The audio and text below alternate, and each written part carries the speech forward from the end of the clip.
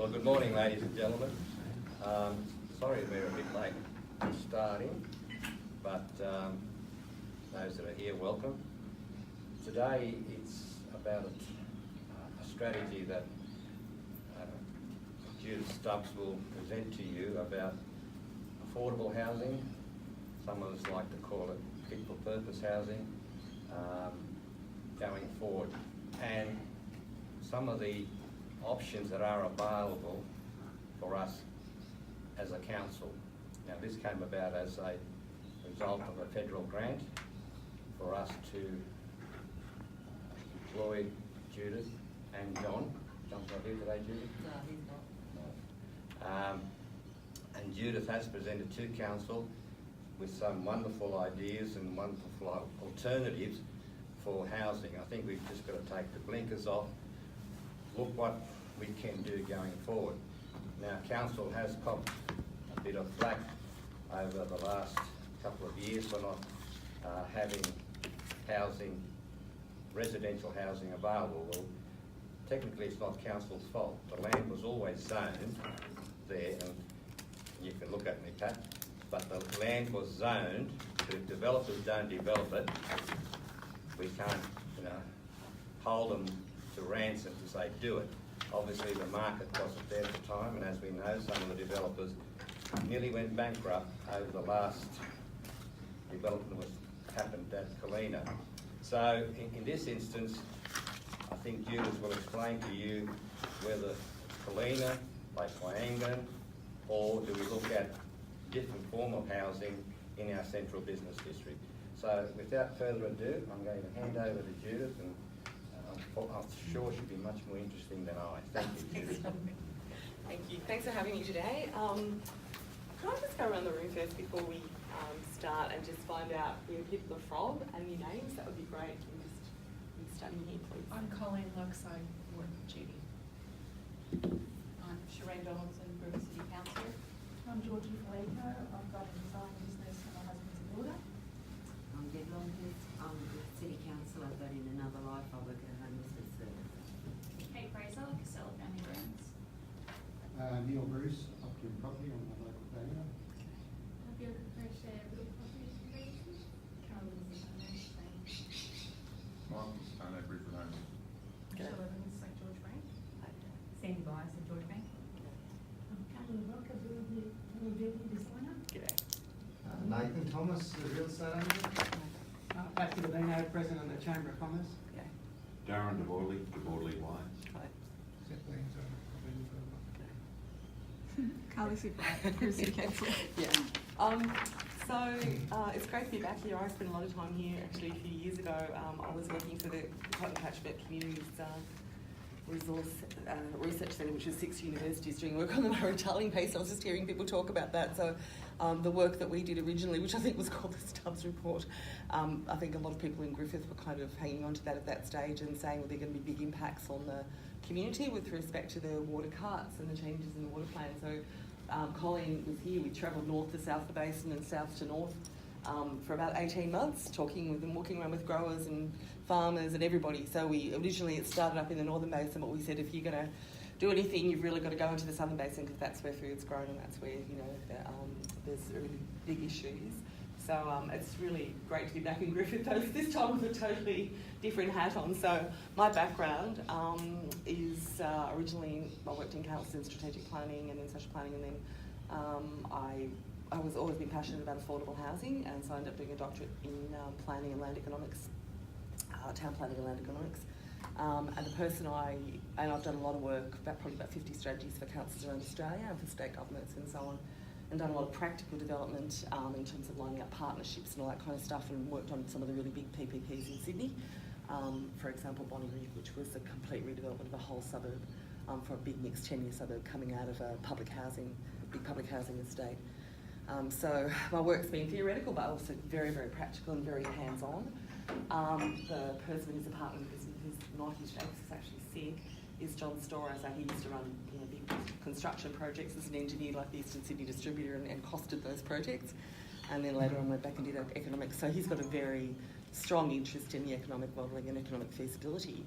But so the work we're doing today is really ground truthing kind of some of the findings of a background report that we've done, and it'll be put out fairly soon, and then leading towards the development of a strategy for the council and for the community. I think it's really important to say that, you know, you come into an area and you get to know it a bit. You know, you can walk around, you can, quite often what you look at it at a desktop, which is the case here.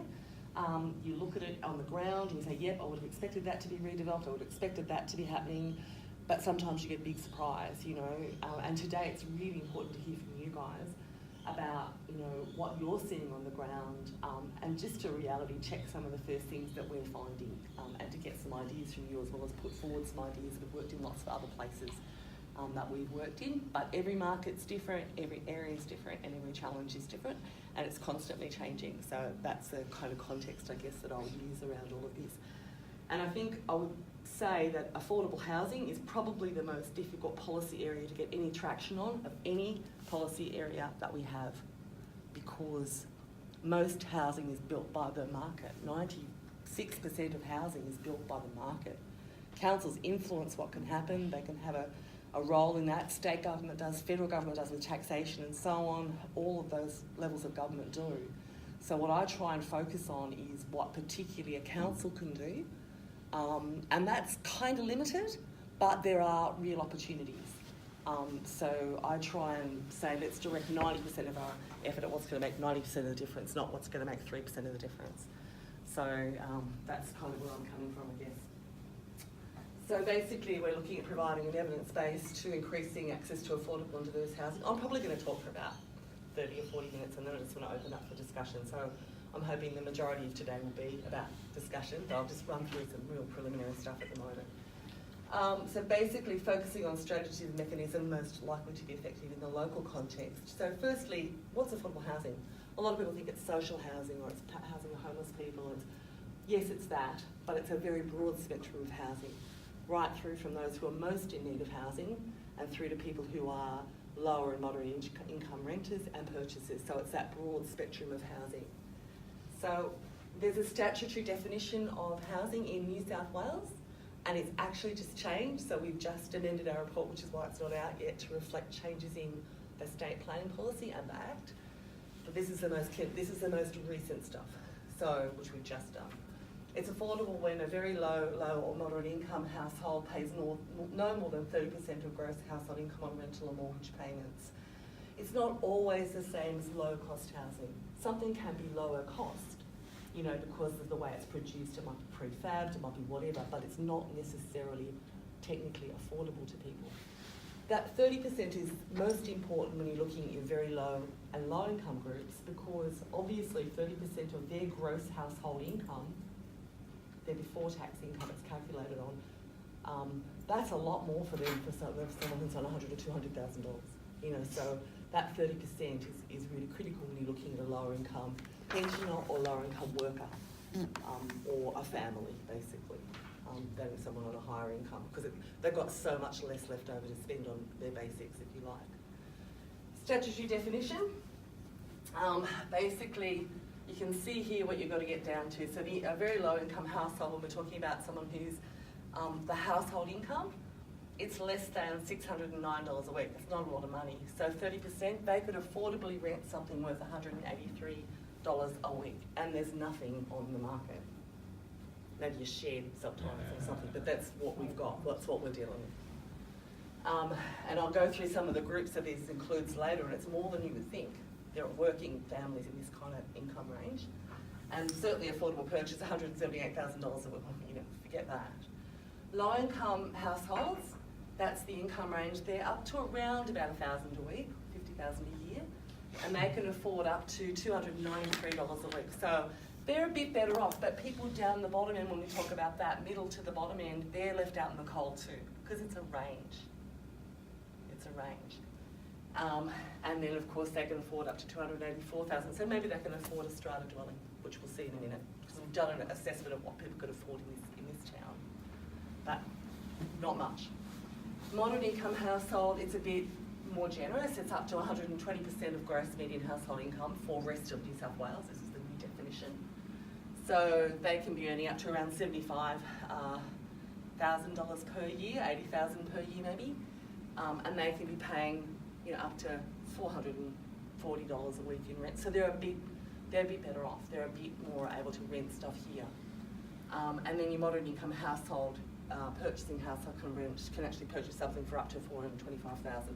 That's assuming a 20-year interest repayment loan. It's assuming a 20% deposit, and it's assuming current interest rates. So that's the kind of repayments that we're assuming. So that is what is meant by affordable housing, and within that, there's a whole range of products. So affordable housing might just be low cost, affordable housing, it can be smaller strata dwellings. In this context, it can be what's called new generation boarding houses, not the old stuff you used to, but I'll talk about them later and show some pictures that often are being taken up by lower income workers these days and managed appropriately.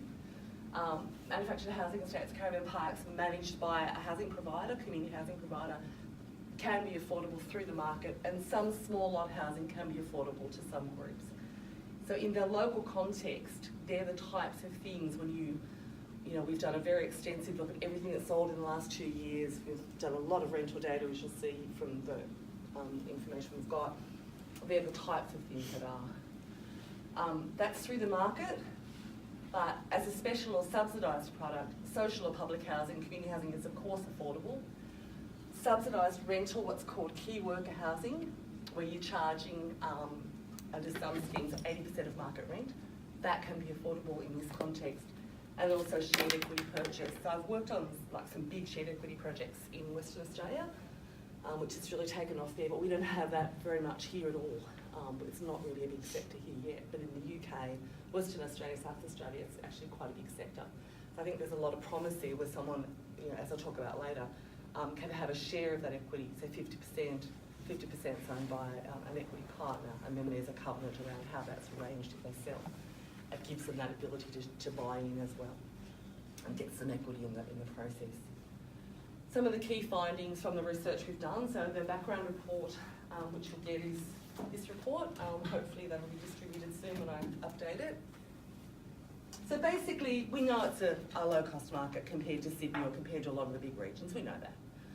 But there are really big affordability problems for all very low-income renters and purchasers in this area because of that benchmark where they have to sit to actually be able to rent or purchase.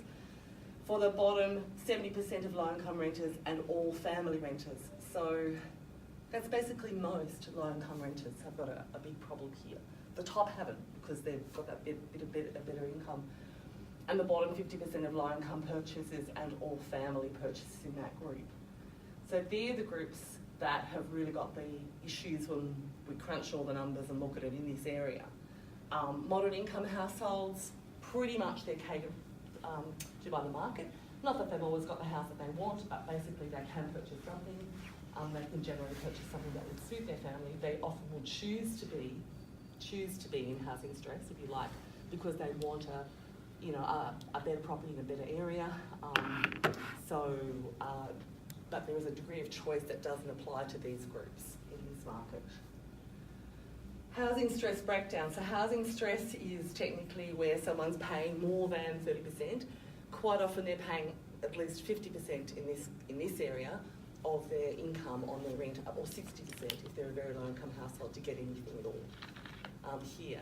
So that's when people are at risk of after housing poverty.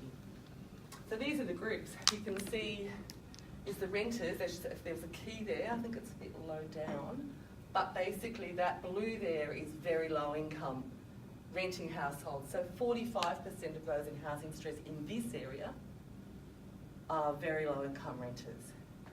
21% are low income renters. So they're your really big groups who are in really major housing stress in this area. Rental is the big problem here, and you probably already know that.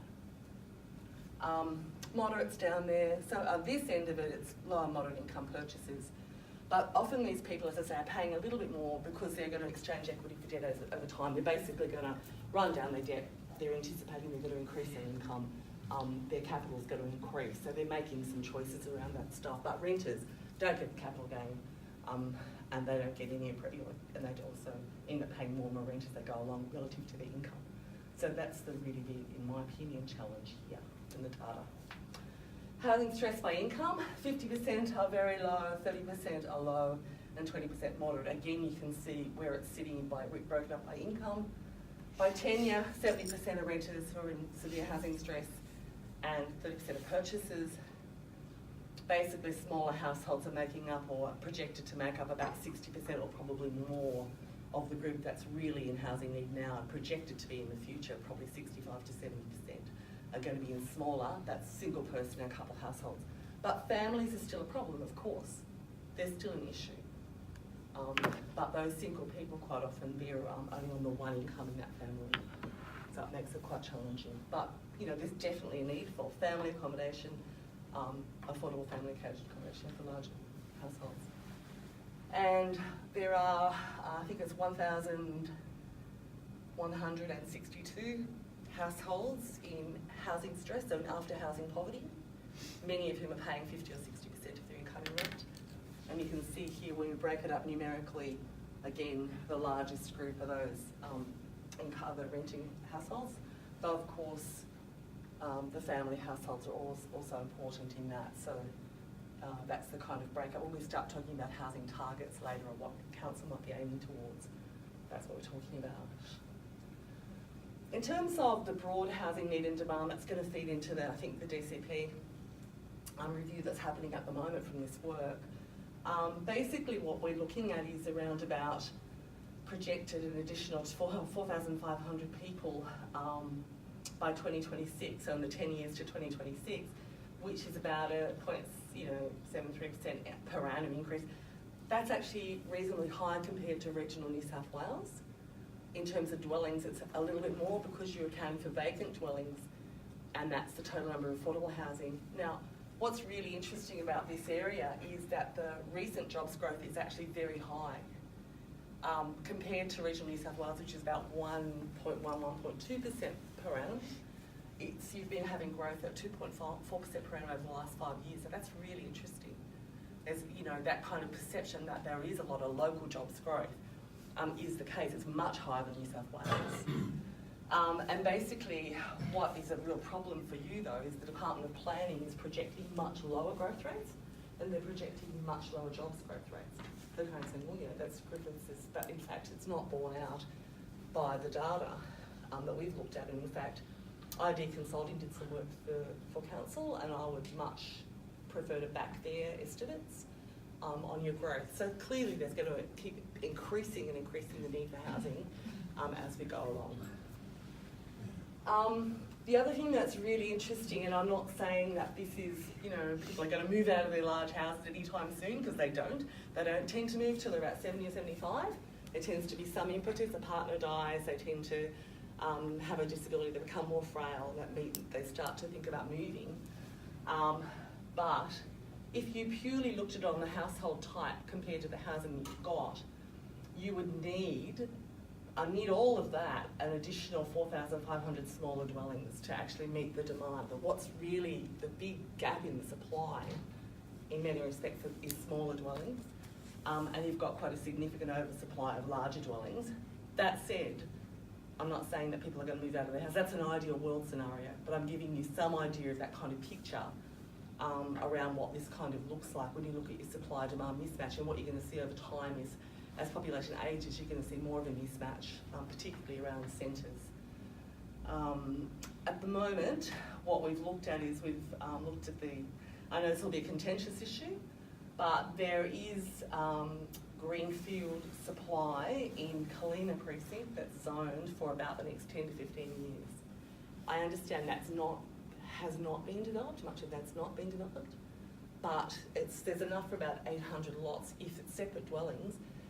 If in fact there's a mix of smaller dwellings and smaller lot housing, you'd get more on. You might get 1,000 dwellings out of that, or 1,500 dwellings out of that, or whatever, but probably not that much, probably maybe 1,200 dwellings. But at least on paper, at least in terms of the zoned land, the amount of land, etc., that's available, that's kind of not really the issue at this stage. But I'll be very interested to hear people's feedback about that and why you think there might be an issue with that. And with the strata dwellings, actually flats and units, villas, etc., there's been virtually no change in that supply proportionally in the LGA over the last 10 years.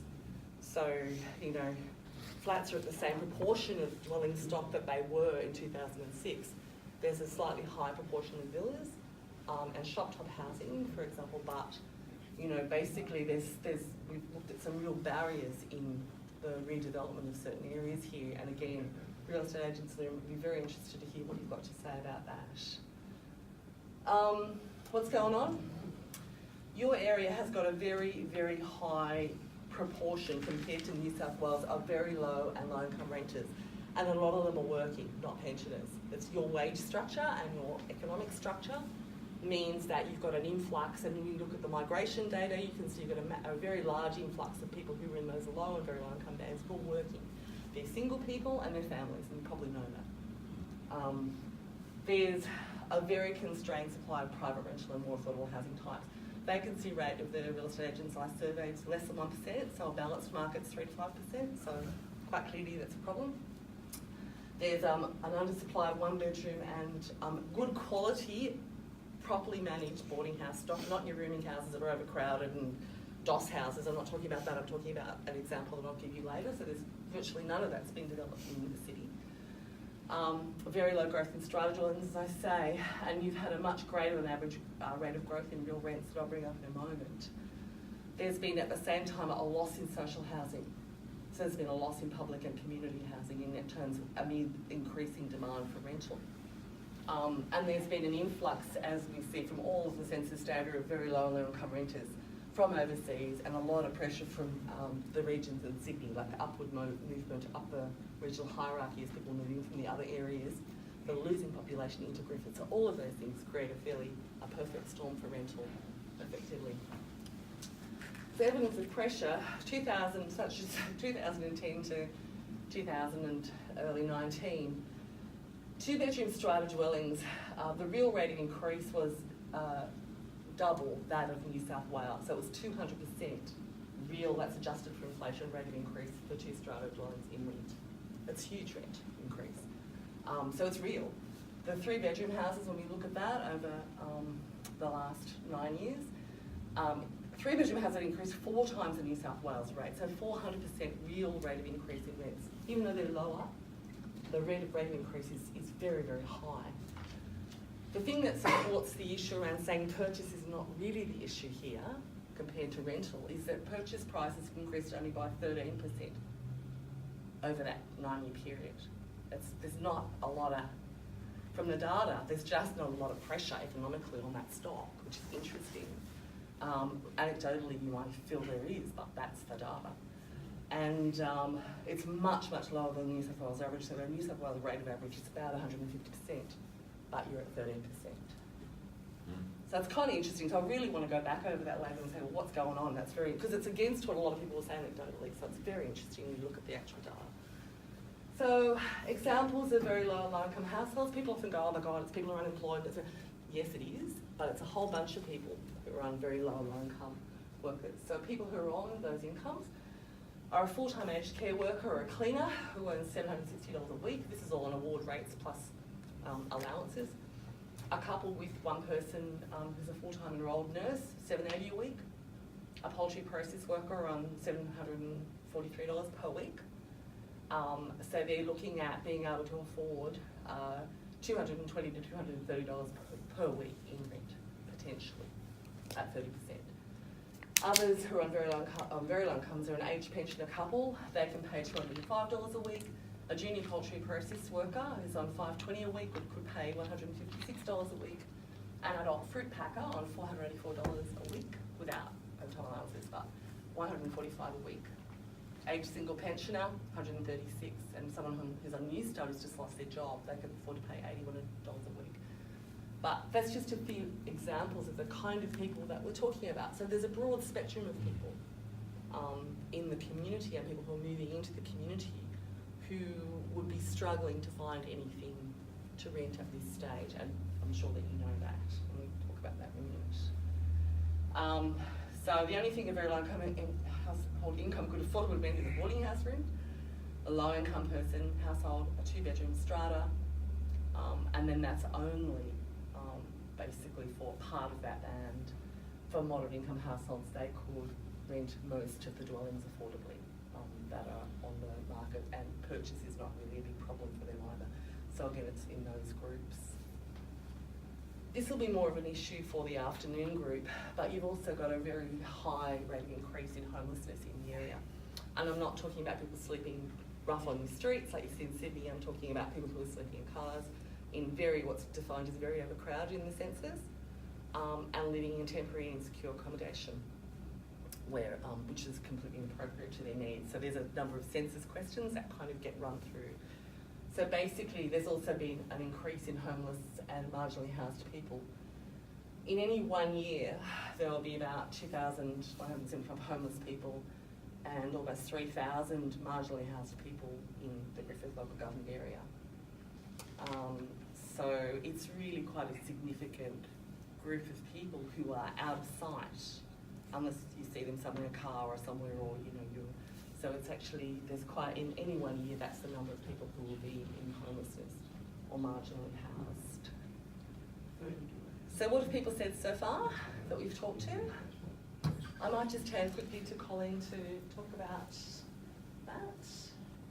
Following Judy and John's original presentation to council on some of this work, we've been given a very long list of people like yourselves to come along to some of these sessions, but also for us to make contact with over the telephone and have some just general discussions about some of the things that we found so far and what your perceptions were. So Judy talked to a number of people, I talked to a number of people, different services, some real estate people, some key employers in the community about their experience with lack of affordable housing for their workers or for people coming to services and things like that. So this is just a couple of general summary slides about what people had to say. I was also particularly interested in asking people about their perceptions of the sort of immediate, most recent, so what's been happening most recently. Some of the information from the most recent census is, from a couple of years ago. And it was really interesting. People talked a lot about how,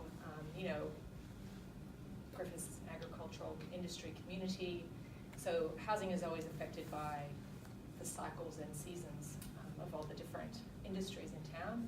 People coming, that's nothing new. So there's always an influx at different points for all the different crops at different points, picking, pruning, packing, whatever. There's all that's nothing new. So that's a constant in your community, and well known for people when those sort of busy periods are, when there's going to be more people looking for rental and that sort of thing. But recently, you've had that, as you normally do, plus there's been some big industry growth in the area, particularly poultry processing. Really interesting for me learning about some of that from some of the employers in town about the growth in that industry and how many people it's attracted to the community to help facilitate that growth and make that happen. So it's brought a lot of lower skilled, possibly lower income workers to do that, but there's also been a real increase in some other industries that are bringing higher skilled, higher wage earners, the solar industry in this region more widely, I'm aware of that, but to Griffith and other sort of industries that are growing. And people did speak about changes in water policy and how, compared to other areas, water security in Griffith is perhaps more secure than other places, and that's again has since early 2000s drought bringing just consolidating those industries in this region and bringing more and more people here, and at the same time other people talk to me about there's public sector restructuring that's happening, that's bringing more jobs to Griffith or bringing certain services here that are moving workers out of Sydney offices and bringing them to Griffith, such as the for TAFE becoming a skills point, one of 6 skills point centers for the state. So all of that combination has been happening at the same time in the most recent past, what people told me, and that's really put pressure on the rental market at all levels. Again, like Judy was saying, people talked about, I asked people about the lower end of the market, and people described how, properties renting that would be affordable to a low not even your very low, but at your middle part of your low income band, you know, lots of people attract, any kind of property attracting, you know, 20 to 30 people that, and private landlords really have quite a large pool of people to select from. So often there are certain groups of people that might be perceived to be more difficult groups to house, or more difficult tenants, people with single parents with children, large families with lots of children, big households, and young people who are on their own, who for whatever reason might not be able to live at home, people with disability or mental illness, that sort of thing, that are, you know, more likely to continually miss out on being selected. Perhaps they don't fall into, they're not eligible for social housing, perhaps they're really in need of that lower cost private housing, but they're just not getting a look in, and they're the ones most likely to turn up at a homelessness service or a social housing provider in need of housing, because they consistently can't get a foot in the private market. And at the end of that, you know, and as a result, families, working families, are often living together, you know, in overcrowded and unsuitable sort of situations. It's quite common that people talk about that. And for those, you know, that are struggling to find affordable rent at the higher end of the market, so some of your more skilled workers coming in with these industry growth and restructuring, you know, whereas perhaps years ago, agricultural employers were able to provide more housing for their managers and things like that. That is done to some extent, but it's quite small numbers. You know, there may be a few farm managers, there's a house available, but not for the amount of people that some of these industries need or are able to provide. Employers talked about, having to sometimes step in and assist their employees who are coming from other areas with real estate agents to help them get a place, because they're finding it so difficult, particularly if they're coming from out of the area and they're not local and can't attend, you know, things, inspections, can't be there to be able to get properties when they become available. People talked about too, some of those people coming to the area for those sort of roles, you know, they might be in the position to purchase, there might be land available, that sort of thing, but that's not what they're needing at the time. Their contract might be relatively short term. They only need to rent property. They might not know if they are going to stay here in the long term, so they're finding it difficult as well. People did then talk about difficulty in purchase, and people spoke about the perception that it's quite difficult, or it's the cost of building in Griffith is too high. Now, I don't really understand what that means, but some of the things people talked about being, you know, more expensive to build in Griffith compared to Sydney. So I'd be really interested to hear what people have to say about that, or why that might be the case. Asking people about, you know, well, what do you think needs to happen?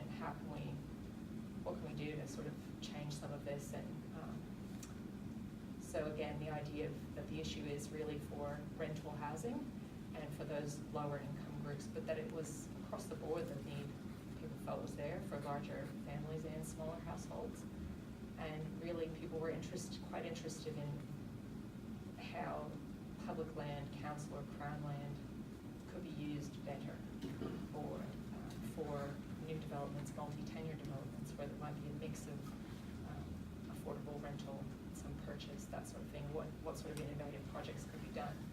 Now there have been a few proposals over the years that I'm sure you're aware of different organizations that have come to council and said, we'd like to do this, and the issue has been that thus far they haven't been able to obtain the capital to get those projects off the ground. They've applied for grants to the state government and put proposals forward and have so far been unsuccessful. So it's not that these ideas haven't been floated, but they just haven't been able to get there so far.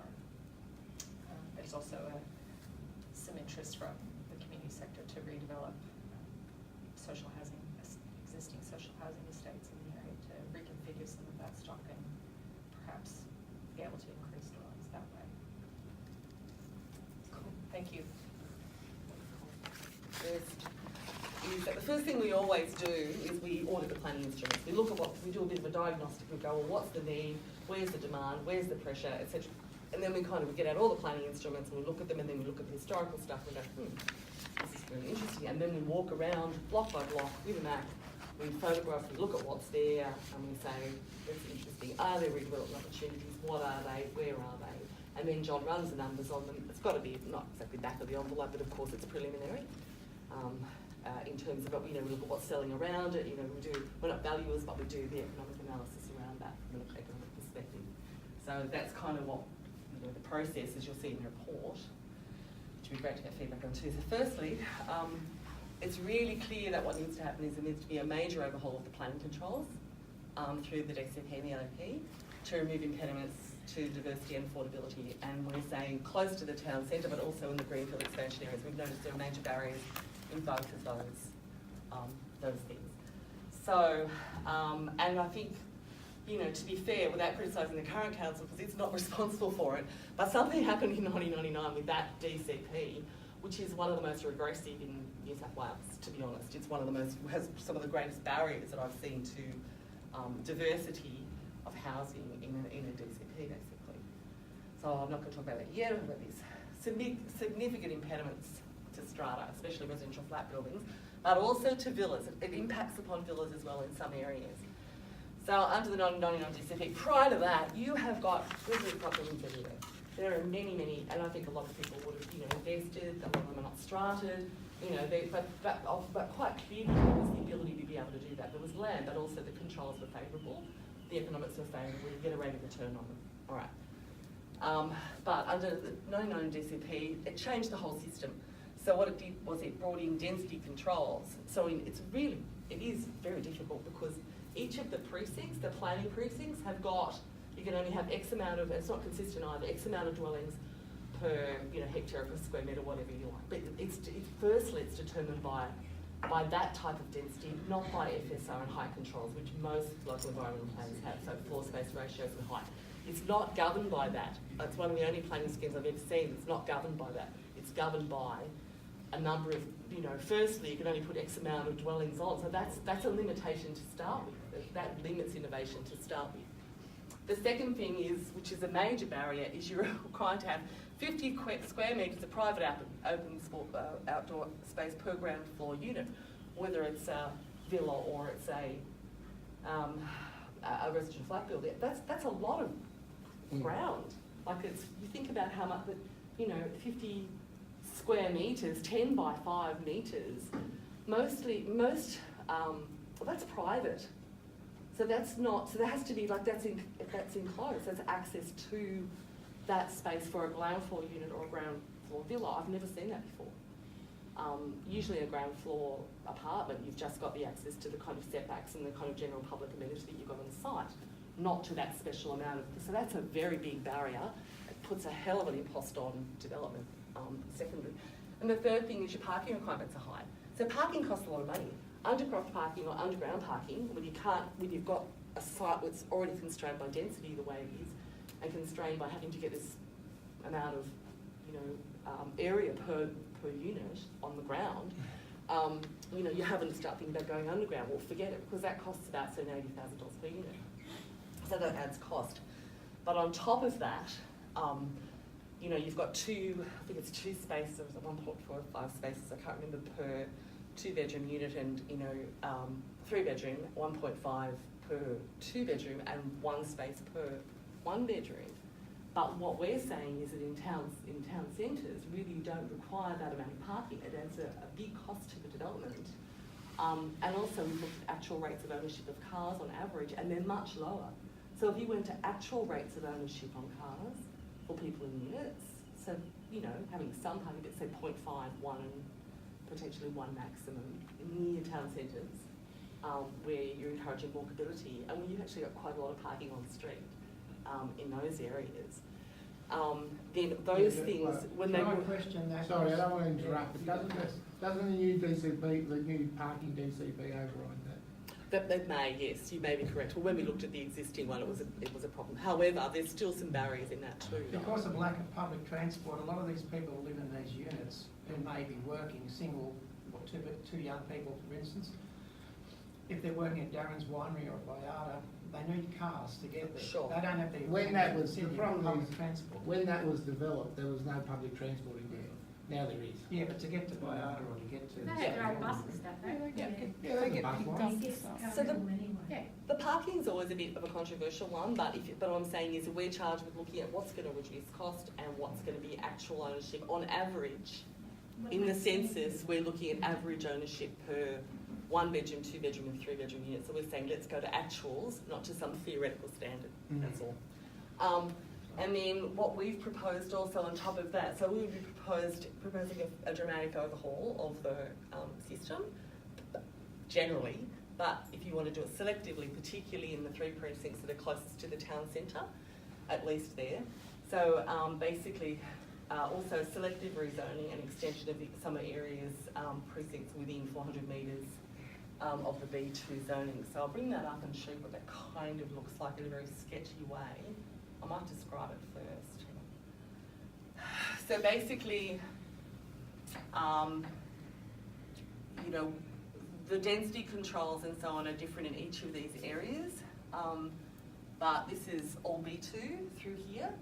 So this is the main street and this is the street back, obviously from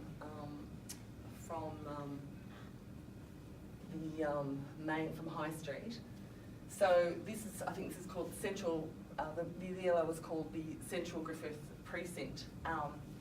So one of the biggest constraints at the moment is that it's all B2 zoning through there, and that means that residential flat buildings are actually prohibited. They're in a prohibited use in that area. So there's a lot of evidence of pressure in that. What you're seeing is shop top housing, and you're seeing some service departments being built.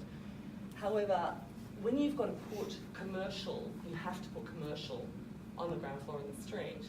If there's no demand for commercial, again, that can be an absolute constraint, because at the moment it would appear to me that there's not really high pressure for commercial development. And if there were, you wouldn't see the amount of commercially zoned land that's got very low value uses on it, and that's not being redeveloped.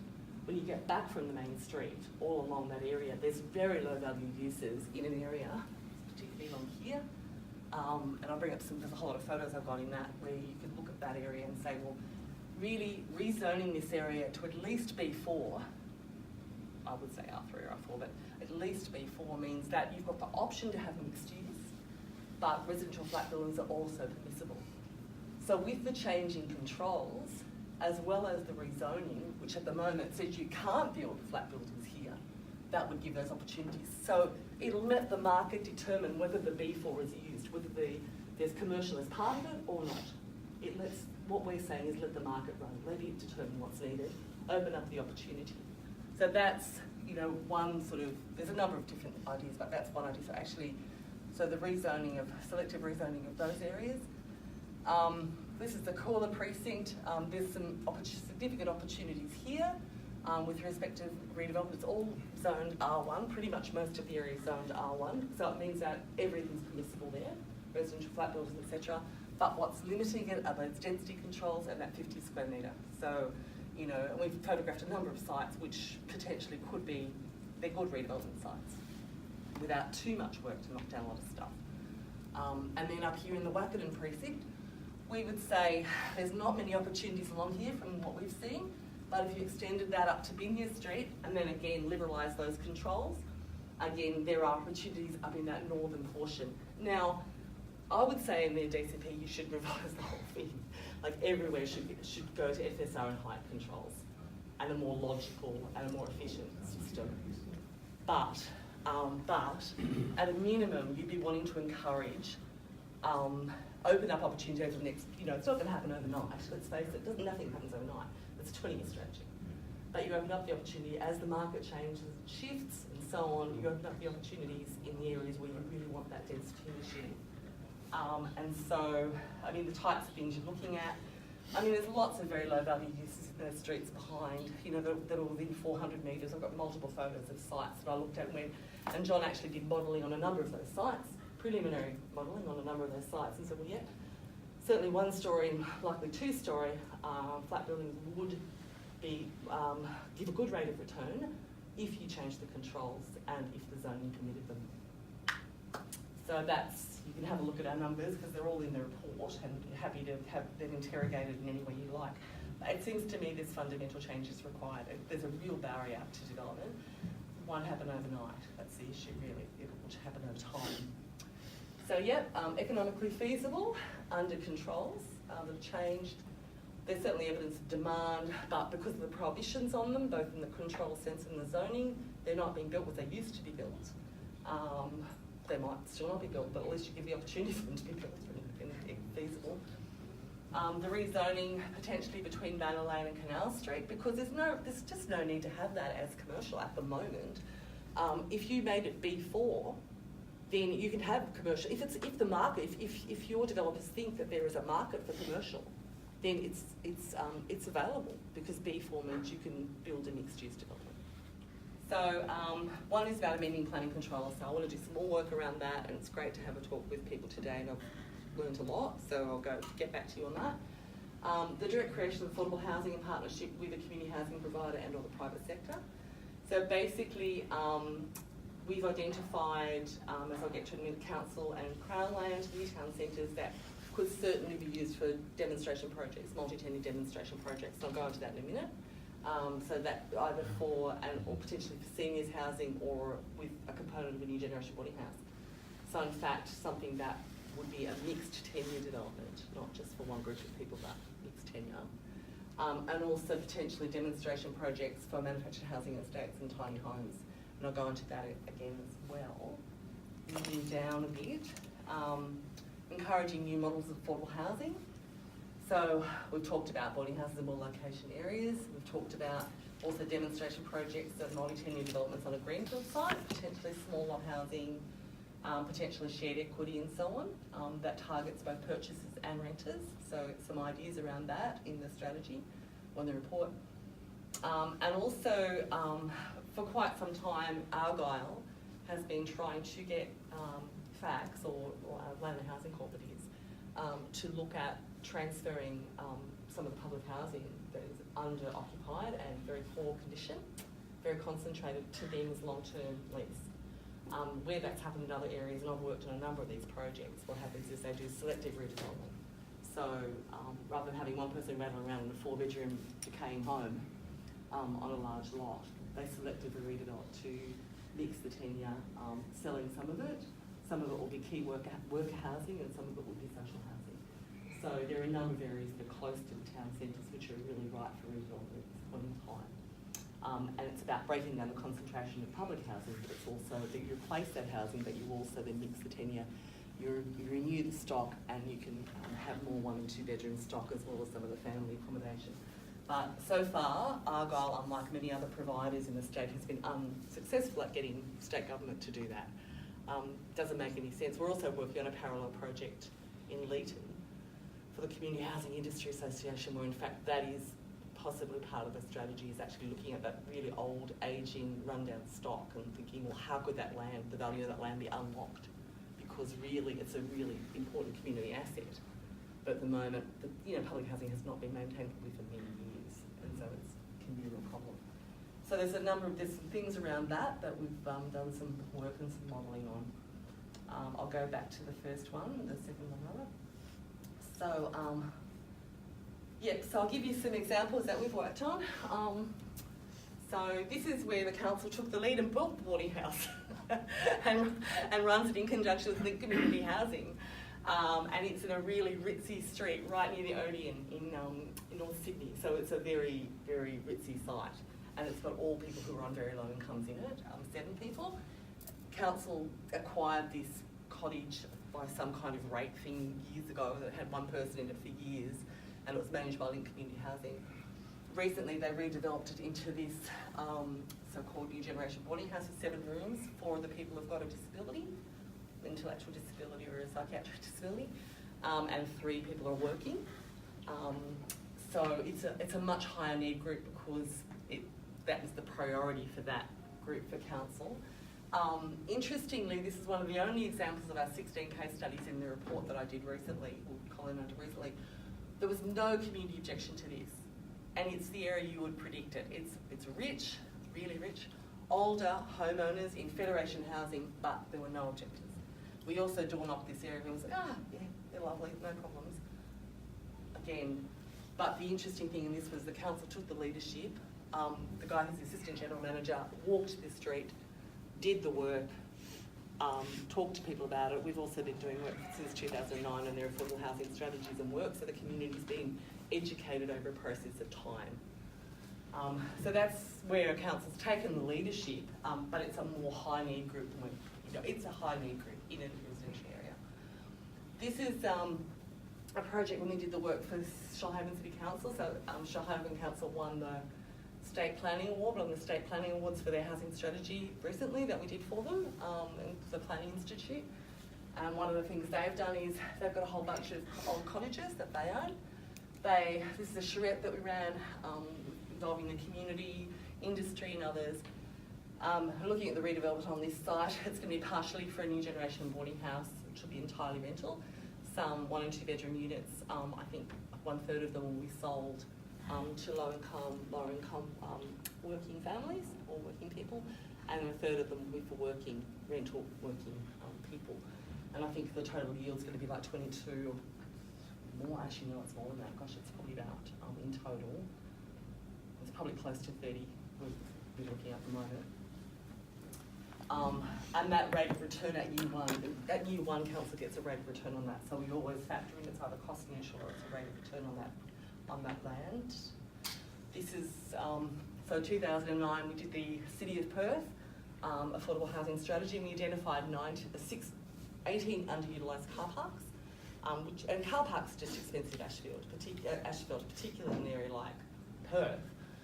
And of course it was a rising, that's the car park where this was, so of course it was a rising market because at that stage there was a mining boom and all that stuff, so, but council itself borrowed the money on this, which is fascinating, on its own land. I'm not proposing council does this, we haven't modelled that, but of course council can borrow money at very low rates compared to others. We worked out the rate of return on it, and they ended up putting, I think it's 48 units, 1 and 2 bedroom units. I think like 80% of them are for workers and 20% are at social housing rents. So for older people and people with a disability, and that's working extremely well. And now about to start, I think they allocated 4 or 5 car parks, and as part of the strategy, they're going to roll that out over time. And they're being managed by Foundation Community Housing. So they've got a community housing manager who's experienced on board, like Argyle is here, to manage them appropriately. And that's just, so they're successful and they're starting the next projects now. And I think that's a fairly well-known project, that one. We've done a preliminary land audit on a whole range of sites with the officers and a bit of a look at those sites. And I can't say what sites they are, but we've looked at 8 council or publicly owned sites as a first cut that look quite good, within 400 metres of the town centre, that would be suitable for this multi-tenure idea, new generation boarding houses and or seniors developments, or a mixture of all, potentially.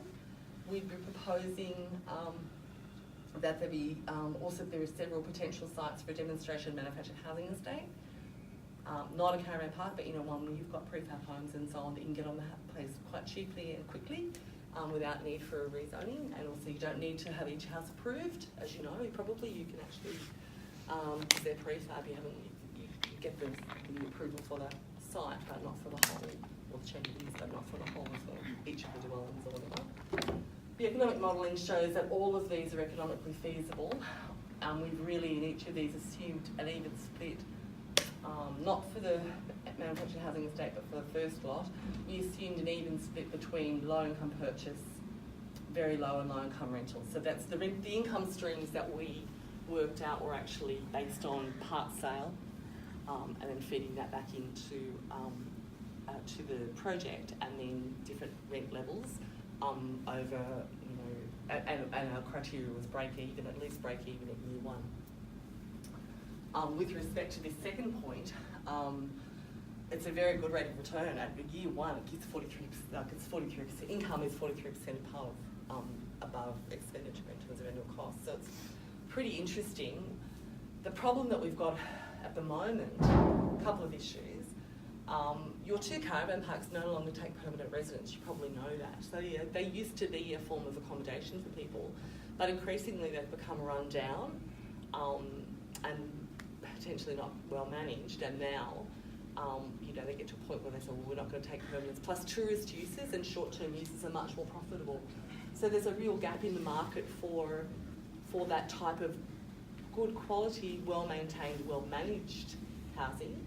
We've modelled this on a couple of sites, including one close to town, which wouldn't need any kind of rezoning, it's permissible, where there's an existing use, for 90 dwellings, and the rate of return on that is good. The income over expenditure is good for that. So you'd have to be careful about how you configured it. You wouldn't want all low-income workers in there. You wouldn't, you know, think about management options and so on and how that's done. You might have a portion of it for seniors housing, which they're very popular. You know, you have lifestyle estates, so-called, for seniors, but they're usually not affordable for someone who's got a lot of capital. So I think we modelled those ones on all site rental, all cabins that could be like rented, and partly where people bring their own approved cabin or approved home on. Half of it would be having cabins or homes, or it could be rented, so like owner renters and renter renters effectively. And each of those scenarios was stacked up economically. It's quite a quick way of addressing the issue too, but you don't want, to be honest, for it to be private sector. Certainly private sector could be involved in it, but the problem is that easily that could change use quite quickly. You know, it could become, and it might not be well managed. So you'd want the council to be managing with an on-site manager, or you'd want a community housing provider potentially to manage it, who are experienced in those types of things. So you'd have to think about carefully about allocation, mix of people living there, all that kind of stuff. But you know, it is quite a reasonable solution. And you think about for yourself. I know when I went out to Walgett to work for 3 years, for the first 3 years of my working life out of uni, my husband and I, we rented, you know, in a caravan park for a while, we rented a mobile home, you know, we did all sorts of things. At the moment, it's very difficult for those options unless you know, people are not taking any renters over 3 months. So there's options there that we've looked at.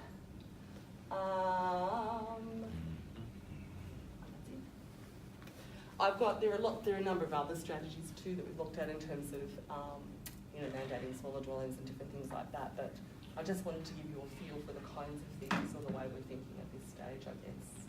There's a lot of diversity in that. That's it. No idea if there's floating out in the street now that in this place here.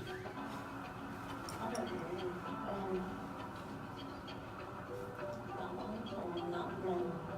Nothing. No, definitely not. No, that looks like a couple of the other new blocks that are going up. No, they're brand spanking new, very good, very nice units.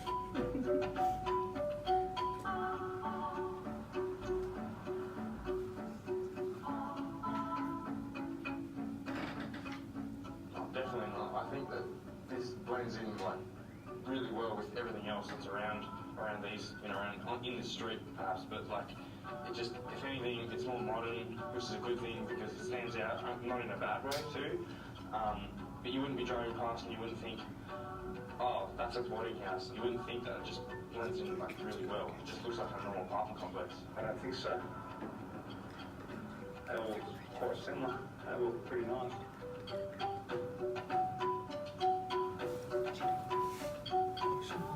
They all look the same, and I thought a boarding house would look more different and more like a housing complex instead of a unit complex. The only way you can tell is because it has student housing on it, on the plate of the building.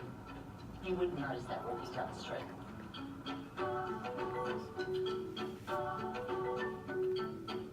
What do you mean by boarding house? As in like a housing like support thing? Yeah, no, I wasn't aware that there was even that happening in the street.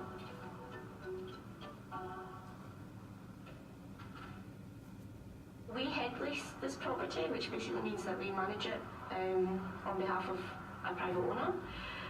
There's 21 units. One of them is a common room or common area that you'll see in a bit, and then there's 10 single units and 10 double units. So this is some of our beautiful landscaping around the building. As you can see, it's quite green and it gives a little bit of privacy. Our caretaker takes care of it by water and doing light weeding, and then once a week we've got a contractor who comes and takes care of the bigger jobs around the building in terms of landscaping. I'll show you our community room. So this is our beautiful common area. As you can see, we've got plenty of space, we've got plenty of storage, it's got air facilities and a fully functioning kitchen. We use this space for walk meetings, which we usually hold on weekends because everyone's at work. And we also use it for customer engagement activities, and customers can also book and use the space as well.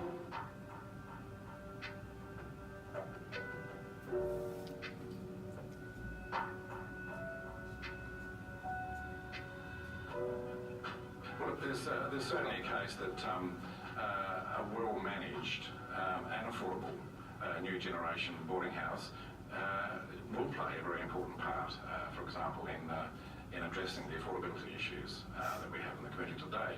This, for example, is an excellent example of that.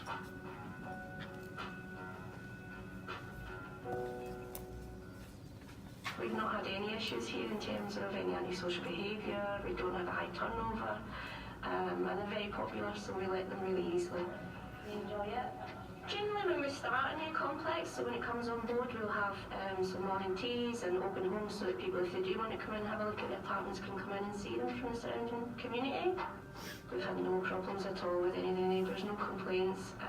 But in North Shipwood, we've not had any issues within the complex.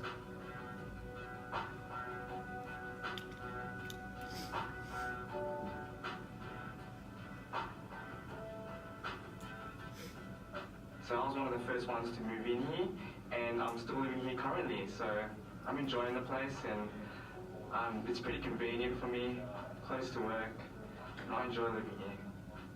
I just finished school in 2012 in Canterbury Boys High School, and when I finished school, I was already studying hospitality in TAFE, so then I found a job in the RSL as a casual, and I worked 40 hours a week for about a year and a half, and then I moved on to working in other bigger places like the casino, and as well as other RSL clubs as well, in pubs.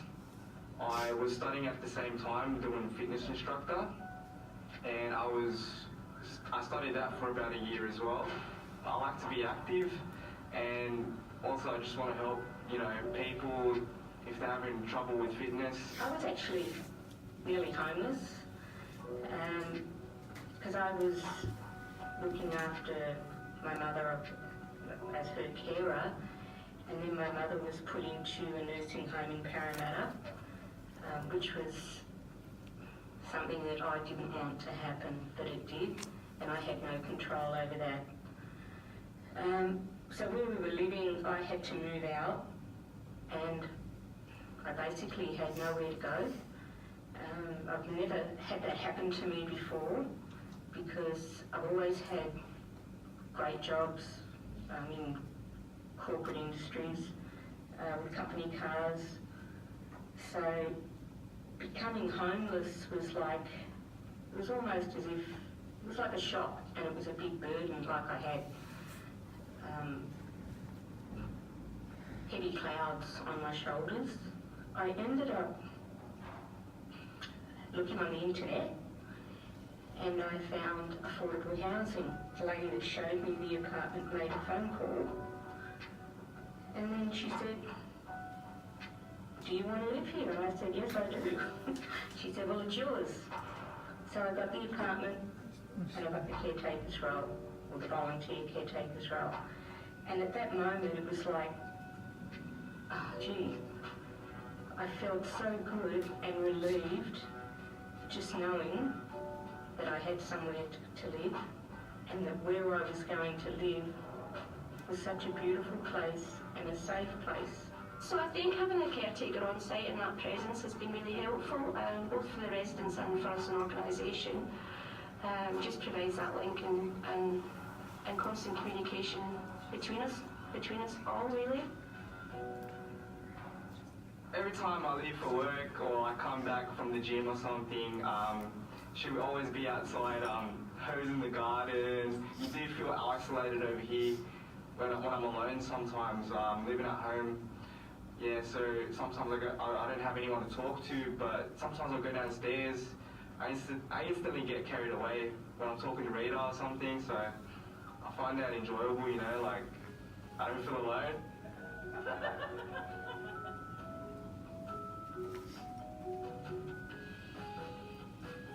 The actual focus of the policy is obviously to address what is the chronic lack of affordable housing throughout the inner west. There's been no replacement of low stock housing through development. In fact, there's been a loss of affordable housing through the many developments that have taken place in recent years. It's a major issue.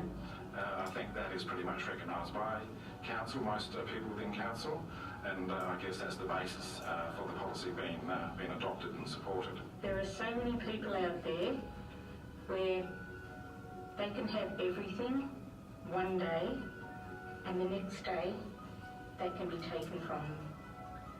You really don't know what is going to happen, and I'm just thankful for the help and for the people that were at Hume Housing, for the help that they had actually given me.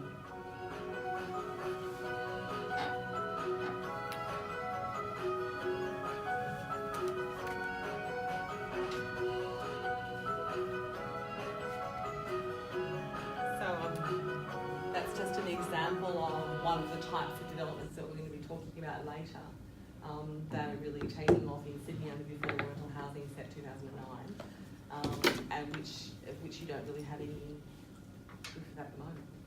So in terms of the niche in the market we'll talk about later, you know, there potentially is a role for that type of development. I just wanted to put that up as a bit of a, you know, a little bit of a starter around, you know, what we're talking about when I talk. I'll put up another video later about affordable housing, mixed tenure and so on. What we're actually talking about in that type of development. So what I want to do first up is I'm going to give a bit of an overview of basically what affordable housing is. Many people have misconceptions about it. They think it's social housing, or they think it's housing for people who are homeless. In fact, yes, it is, but there's a very broad spectrum of housing that's affordable housing when we talk about that, and many different types of products. And as I'll be talking about in a minute, in fact, it covers about 60% of the population when you look at what that technical or statutory definition of affordable housing is. Here, because of the lower income that applies to this area, it's about 70% of people live here. So it's really quite a large number of people we're talking about, but some are obviously much greater need than others. So firstly, when we look at affordable housing, under the Act, which has just been revised, Set 70 has just been revised to give a somewhat different definition for regions, and so I'm actually capturing that particular definition now. It's affordable when a very low or moderate income household pays no more than 30% of its gross household income on its housing costs. And that's because when you're paying more than that, and quite often people are paying 50, 60, 70% actually, but when you're paying more than that, especially on a very low or low income, you're at risk of what's called after housing poverty, not being able to meet your other essentials. Some people talk about low cost housing. It's not always the same as affordable housing. So a low cost product might be a cheaper apartment, or it might have prefab aspects, or it might be whatever, but in some markets it'll be lower cost, but it won't be affordable under the definition. Whereas in Griffith, what's fortunate is some of those lower cost products are actually also affordable because it's cheaper here. When you start to understand when I talk about why there are such problems here. So for a very low income household, they're earning, under the statutory definition, $600 odd a week. So to have affordable rental, they've got to be paying no more than $183 a week on their rent. So, you know, it's very hard. It's impossible really to find that kind of rental unless you're in social housing. But through the market, it's almost impossible. And of course, purchase is around about $180,000, taking into account normal interest rates and 20% deposit and all those type of things. Low income household, when we're talking about them, we're talking about up to about $1,000 a week, and $50,000 a year, and up to $293 in their rental. But of course, and about $300,000 in purchase. But of course, a lot of people are sitting, you know, below that amount. So it's a range. So you know, it's starting at $184 a week, and we'll talk about that a bit more later. and moderate income households is a bit more generous, so up to about $80,000 or $90,000 a week a year. So in terms of what affordable housing is in this context, it can be provided through the market.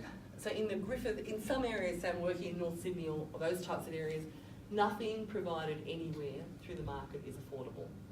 So the cheapest thing you're going to get, for example, a boarding house room will often be around $500 a week. That's just for a boarding house room, so there's nothing affordable. But in this kind of area, fortunately, there are some products through the market that are affordable. And we've done a detailed economic assessment as well. I mean, the person that I'm working with on this, John Storer, is an engineer and an economist, so he's done a lot of modelling, looked at a lot of different scenarios, as you'll see when you get the report. So it's quite detailed research we've done. In this market, smaller strata dwellings can be affordable to some groups, though not to all groups.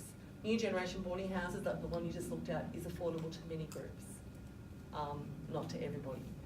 Manufactured housing estates, caravan parks managed by a community housing provider or owned by a council, where in fact they're not subject to some of the things like exclusive supply arrangements that the private ones are, increasingly. They can be affordable. And also smaller lot housing, particularly for the upper end of the low income group and moderate income households, although out of reach for low and very low income households by and large. But they're the types of things that can be affordable in this area through the market. So that's market provided housing when we start talking about that. So they're built, and 95% of housing in Australia is built by developers, it's built by the private sector. So we're talking about private sector developed housing effectively. The other housing that is affordable is of course special types of products or subsidised housing, and that's your public housing, community housing, affordable rental, that's discount market rent, and your shared equity purchase. It's not a big sector, the latter in New South Wales, not big, but I've worked on a lot of projects in different other areas, like in Western Australia, where in fact that sector's quite big. So I'll come back to that kind of idea later as well, but that's kind of the local context. So some of the findings of the background paper, which hopefully you'll get soon, and that background paper will form the basis of then the strategy or the practical things that council can do to hopefully make a difference. I guess one of the headline findings is it's a relatively low-cost housing market here, but there are really major affordability problems for all very low-income renters and purchasers. The bottom 70% of low-income renters and all family low-income renters, they can't affordably rent really anything here. And the bottom 50% of low-income purchasers and all low-income family purchasers. So it's very much skewed towards that lower end. Moderate income households, the upper end of the low-income band, pretty much they're dealt with. But the really big issue is for your renters, very low-income renters, and the bottom, say 70% of your very low-income renters. Housing stress is when you're paying more than 30%.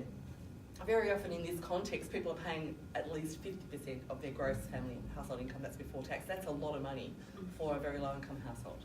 They're very often paying that amount when you look at the breakdown.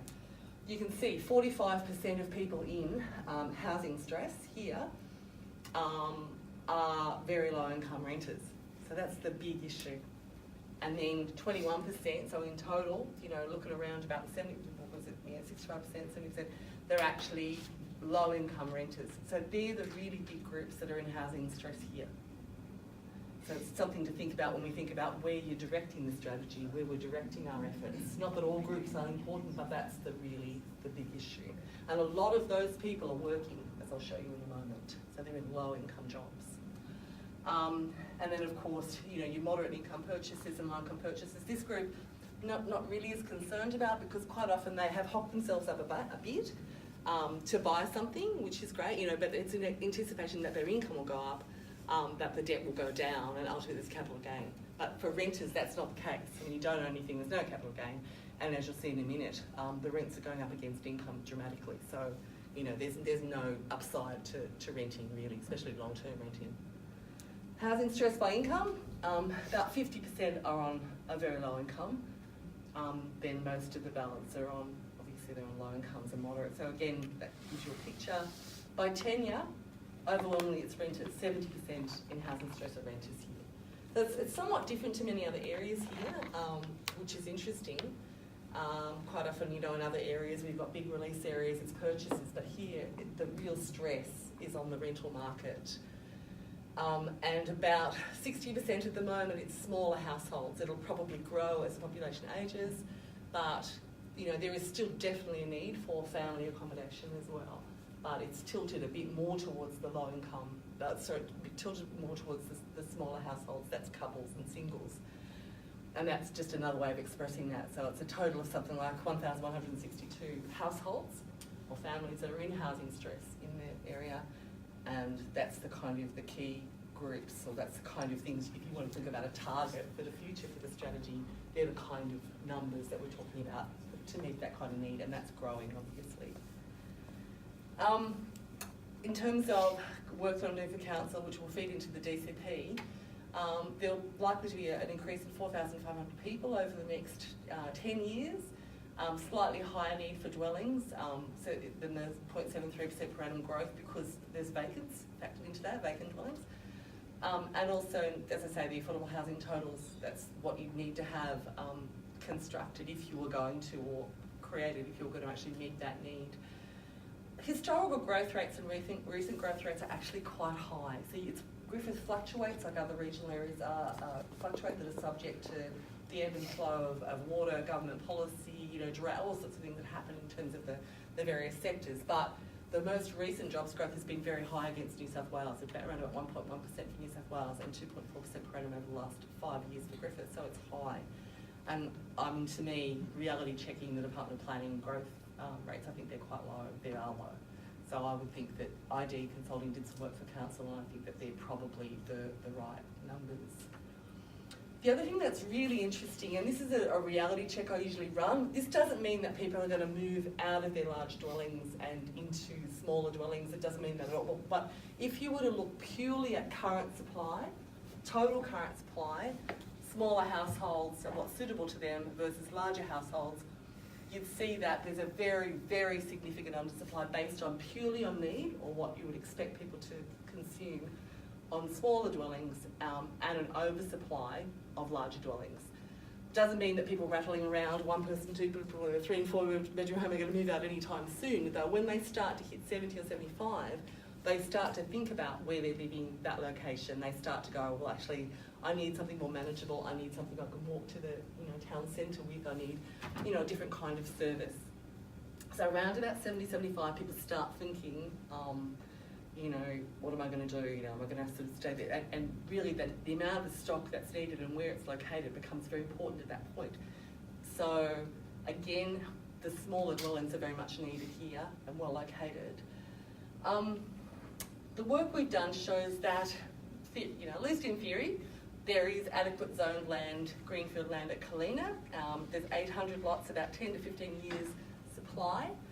And also, that's for separate houses, if you built some smaller dwellings or mix them up a bit, then you might get 1,200 lots out of it. So there's a lot there, but I know there are problems in the master plan. We've talked about that.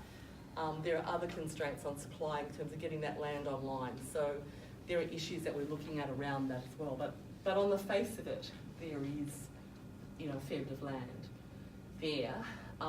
One of the really big problems is there's been a very low growth in strata dwellings as a proportion of stock in the last 10 years, and it's a really major challenge because of the planning controls in this area, which I'll talk about in a minute. So basically, there's been no change proportionally in the number of flats and units, and a very small increase in villas as a proportion of stock amid the changing demographic profile of the area.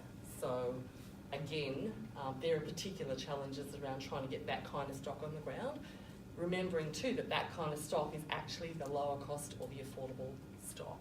So it's an issue. Reasons for the affordability problems. Basically, this area has a very high proportion compared to the average of very low and low income renters living in this area. So it's a very high proportion of people in that category compared to, say, Sydney or the whole of New South Wales. The labour market structure, the various social structures here mean that's kind of become the case over a period of time. There's also a very, very constrained supply of private rental and more affordable housing types, and that's something we've been told time and time again in consultations and so on, but interesting to talk to you about later. Vacancy rate, when we did a survey of all real estate agents, is less than 1%, so our balanced market's 3 to 5%, so the vacancy rate's low. There's a very strong lack of the one-bedroom stock. There's no new generation boarding houses being built here at all yet, which is interesting because we're starting to see them come online in other regional areas. But when we had a group of developers around the table just said, which is why I put that video up, I should have done it for them. They had no idea what I was talking about. They think about the old rooming houses and the terrible conditions and the run down and fire safety. It's not that. It's a different product. But there's none of those been built here yet at all, and the rates of return are actually very good on them, which is why they're being built in regional areas and Sydney. Low growth in strata dwellings, and also the much greater rate of growth in average rents. There's been a real decrease in social housing, and when we looked at the level of under occupancy, we did a cross tab around the nature of the nature of stock and the number of people occupying in the public housing stock. There's a significant under occupancy there of that older stock. One person in the larger home. And also there's been a big influx in the mobility data from very low income workers from overseas, and also a lot of pressure from the regions from Sydney. I mean, people are moving up the regional hierarchy from smaller centres into Griffith. People are coming to Sydney for tree change, cheaper accommodation, you've got big influx. So it's a bit of a perfect storm that's happening really in rental. And it does change over time too, but on average there's been very significant issues in rental. That major pressure on rental supply is very evident. Don't look at that, 2010. From 2009 to 2018, it's the 10-year period. It's fascinating. 2-bedroom strata dwelling actually doubled at, the real rate of increase, adjusted for inflation, was double that of New South Wales for 2-bedroom stock. So it's still cheaper than Sydney, of course, but that real rate of increase for the 2-bedders was at double the real rate of increase average for New South Wales. And for 3-bedroom houses, it was 4 times or 400% of the real rate of increase for New South Wales. That longitudinal data is fascinating. But in terms of the purchase price for Sydney, for all of New South Wales, I think it was about 150% increase in the real purchase price. It only went up 13% here in that 10-year period. So to me, when I look at that data, I'm very interested to talk to people about that, but I don't see pressure on the purchase market. I see pressure on the rental market. That's what that data says to me. And that's from all sales. That's from the best data that we've got. That's all sales over that period of time from the New South Wales Rent and Sales Report. And then we also did detailed analysis of everything sold in the last 2 years, a whole lot of other stuff as well, so red square. Examples of people we're talking about. So people think it's someone who's unemployed or on an age pension or a disability pension, and that's true, who might be in need of affordable housing, but a bit of a reality check on who we're really talking about. So in that low income group, we've got a full-time aged care worker or a cleaner. We've got a couple who's a full-time enrolled nurse, one of them's a full-time enrolled nurse, the other one might be looking after a child. We've got a level 1 poultry process worker. And those kind of people, because of their incomes, could affordably rent it between about $200 and $230 per week rent, that household. Then we go down the line, an aged pensioner couple would probably be able to afford about $200 a week. A junior poultry process worker, only about $156 a week. An adult fruit packer that's working normal hours would be on about $145 per week. This is all the award rates and all the adjusted for various allowances and stuff. Aged single pensioners start getting down a long way, $136 a week. But a woman who's just become unemployed, like Rita in the film, who's always held a good job, but then had 3 years out looking after an aged parent, she could afford to rent at $81 per week, and no wonder she became homeless. So once you're actually on, you start at that level, and there are many people in the community on that. The highest rate of growth in homelessness is mature women at the moment because of the situation they're in, where they leave work, they become divorced, and they actually don't have the capital backing. So it's a large group that's becoming very long-term renters, and when they lose their job or some other circumstance changes, they can no longer afford their rent. So we've talked about what's affordable in the local context, almost nothing to very low-income households. At the top of the band, it's, middle to the top, they can afford that. Broadly speaking, and this is like a very first cut, there's a lot more work to happen, but we've come to at this point is there's definitely a need to amend the planning controls to remove impediments to both diversity and affordability, close to town centres, but also within greenfield expansion areas. So that's the first set of strategies, and I'll talk about them in detail in a moment. And I reality tested those with developers in the last session, and we got a very big tick on pretty much where we'd come to around that and what the barriers are to the rates of return that they're getting. So I was happy with that, I was very happy with that, because you're never sure. The second is the creation of affordable housing in partnership with potentially a community housing provider and or the private sector on council and Crown land. So getting some good demonstration projects up and some runs on the board to show how it can be done for multi-tenure development, particularly residential flat buildings in multi-dwelling housing, for seniors housing and or incorporating new generation boarding house models. So there's lots of different examples we've worked on in different areas around Australia and internationally. So drawing on some of that, looking at what is possible in this area. And then potentially demonstration manufactured housing estate or some kind of prefab affordable, or several of these potentially types of developments as well, on land that's accessible, so land that is again walkable. I mean, it's a pretty important criteria. Can I just, sorry to interrupt, the tiny homes project, we had an inquiry about that, and numerous pre-DA discussions, and got to the point where we had basic concept plans, and council was prepared to grant concessions to the car parking and the fuel requirements. But what killed the project in the end, again, the person who owned the land priced themselves out of it. They just wanted too much for that block of land, or too much for the developer wanting to invest in it. And what I'm talking about is potentially on Crown land rather than on private land, and certainly not doing a private development because you want it to stay in perpetuity and not to go the way of the other two caravan parks, which is basically now don't even take tourist parks.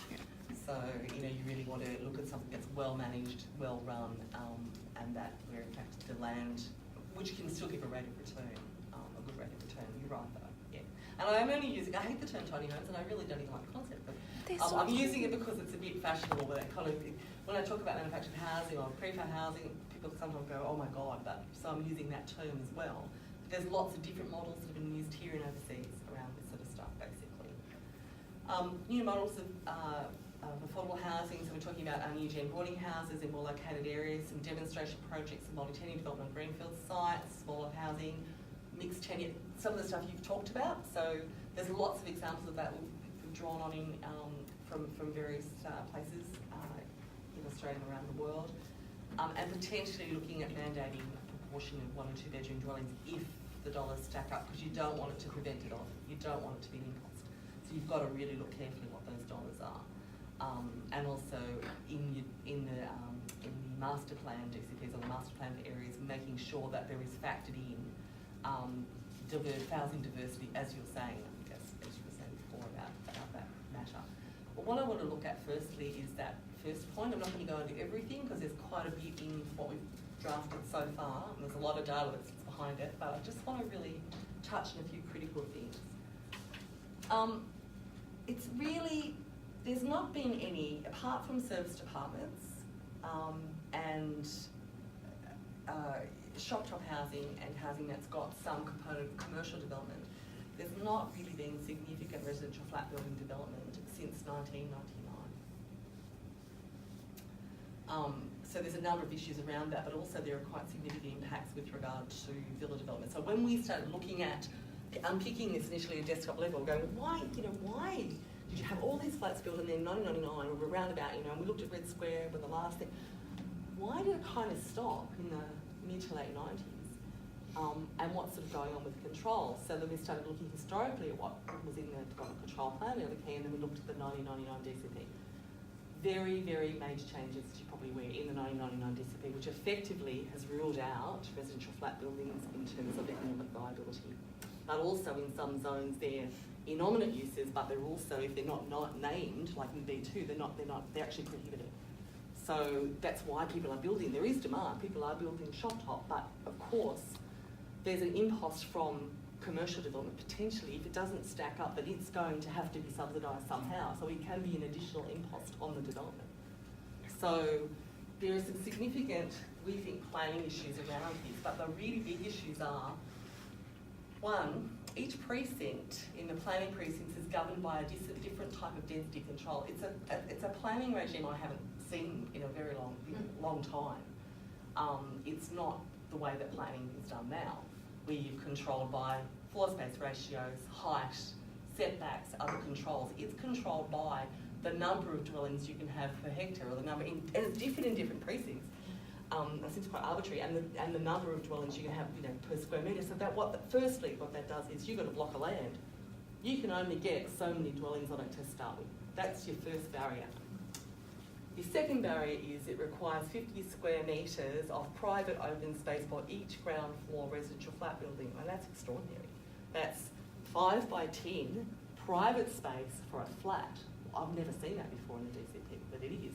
Now that blows it out of the water again. Parking is high, in my opinion. When I looked at actual rates of parking, actual ownership for 1, 2 and 3 bedroom units, is significantly lower than what's provided for. And certainly there's a compelling reason, because of all the kind of loading up of the land, to get the parking on, you've got to go undercroft or usually underground. That's 70,000 a unit. So, and it's not necessary if you look at the actual rates of ownership in the census, the actual rates of the average ownership for units.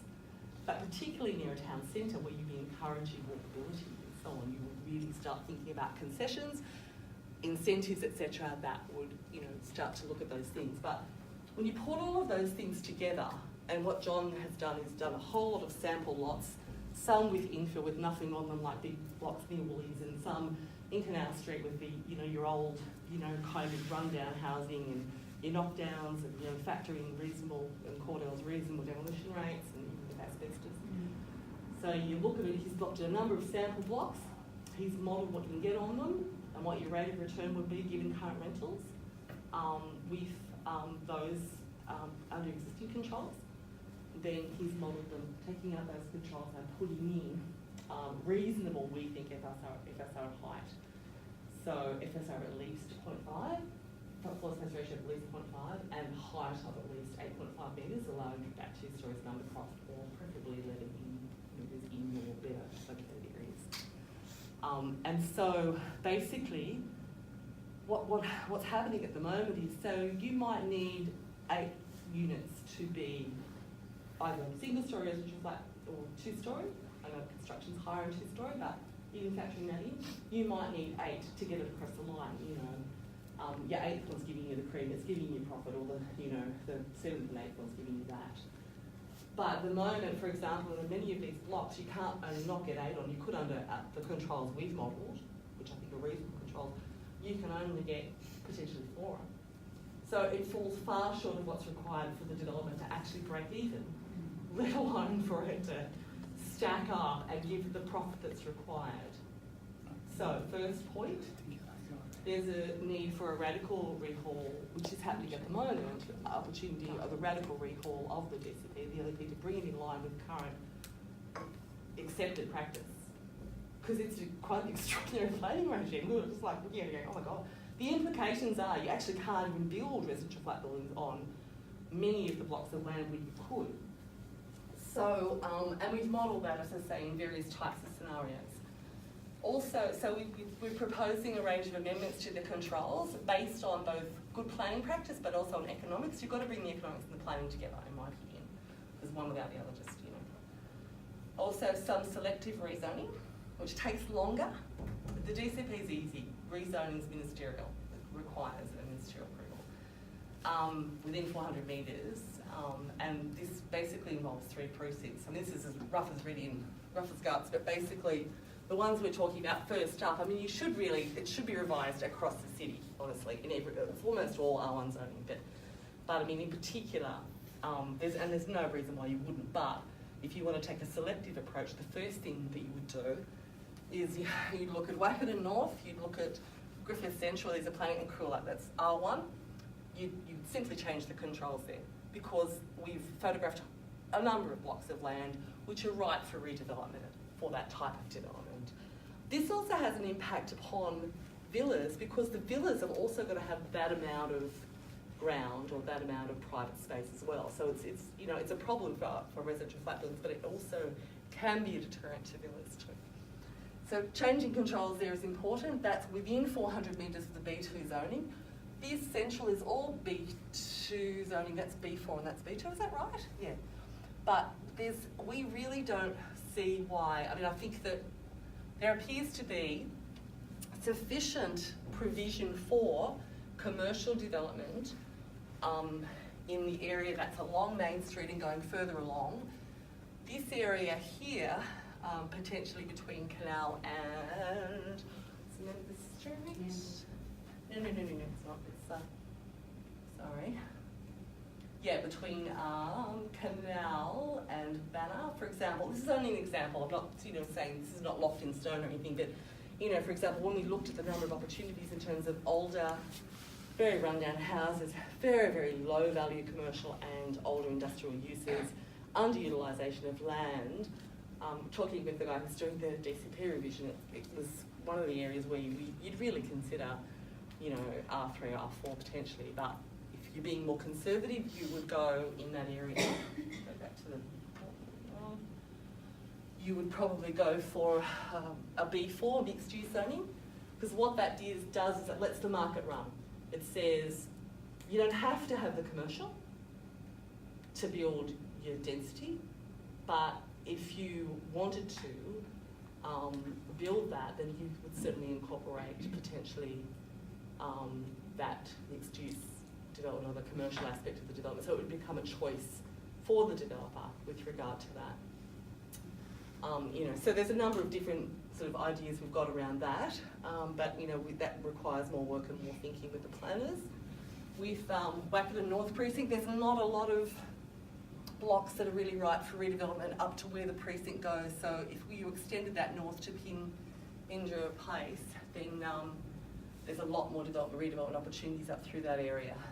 So, there are a number of recommendations that we would make around freeing up the market to